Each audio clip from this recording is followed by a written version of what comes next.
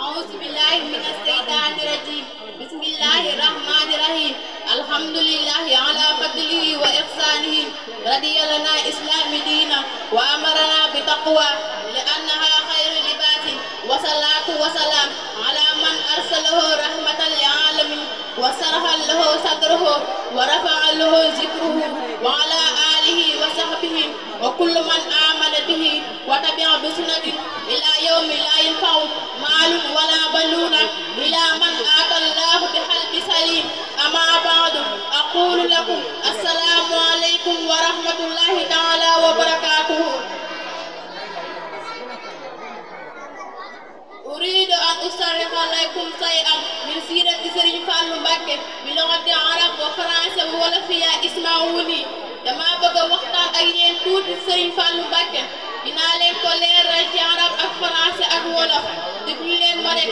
Cheikh Mouhamad Fadal ibn Cheikh Ahmadou Bamba Mbacké wulida fi mandati Daaru Salaam fi laylatin kaza Rajab sabi'atin wa 20 minhu wa hiya laylatul Isra'i wa Mi'raj rasuli أكرم عليه الصلاة والسلام كما قال له صاحب الإرواء قضى حياته في سنعان وفي موريتانيا حج البيت الله الحرام وزار مدينة المنور وزار أماكن عديدة من غواسم الإسلام كما رواها في رحلته حرمين شريفين وكان خليفة المريدين له تأثير قوي في شؤون بلدهم. خلق شيخ محمد فاضل خليفة الخامس سادات صوفية على يد والدي حينما التحق به في موريتانيا وبيع وسلك ورباه أحسن تربية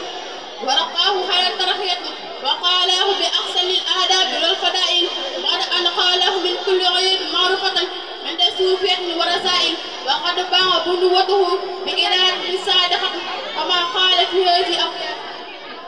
La naissance de Serigne Fallou Mbacké. Serigne Fallou Mbacké est né en 1888 à Dar es Salaam à Effet. Serigne Fallou Mbacké vit le jour exactement le 20 septembre, nuit du mois lunaire de Rajab. D'accord, dans la calendrier locale, c'est la date anniversaire du voyage. Le prophète Mohammed sallallahu alayhi wa sallam accompagne d'Allah Gabriel dont remonade à la prière des 5 prières si fondamentales de l'islam, la Magal Kaza Rajab qui marque son anniversaire est un événement très connu où ça présente de centaines de millions de talibés fervents.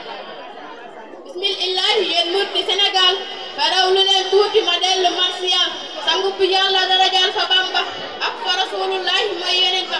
ma dellu man Malick di marsiyaat xalifatu Cheikh Bamba si ayat danaa ko taarixal li wajihillahi ak darajay baayam bu duunallahi boole tagak marsiya ndax mu may ma fi darajaam ngëneelu weesu xayma tey yàlla tey sëriñ bi maa ko waaru warkat bu mag ba war na Tuuba ak Daaru ka doon sangu murid yi tey ma di suubu jëm ci boroomam yàlla bay maxbuubul dem na ku nekk lu mu deetu jubal nay lu ma xam bala koo may du jaglu xawsu zaman ba wuutu woon Seex Bamba nekkoon xalifatu ba tooge jal ba fekki na tey baayam ba ak magam ja weetal na gox yi yal na seeru jëf ja ma jooy ko man si yaa ko wax jaloore li mu fi def sàmm na ñépp foore ma jug la wax waxi Seex Musaa Ka si marsiya man Cerno gëm na baaga duniyaa bu doon torok sa xooti yaali xayru wara wa Makka duñ ko jaale waaye la yóbbu Ahmadul Makiyu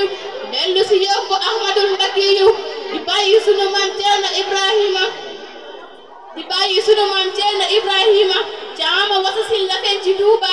am nañu naan Daaru Salaam la booba ca mooma alla mbër ma génn daaru sanci si Tuuba Mbàkke ñépp waaru ajjuma tey Kazu Rajab la takku juddi lillaahi dar ko mbër ma bàkku nee nañ keroog dam dene bu ko kenn nampal fekk jant wi sowul bu ko kenn dox toqantal bisub keroog wax na rasulullahi ñëw na fi ngir juddoon bi duunallahi yaa ayyuhal sayxu nafiisu murtaja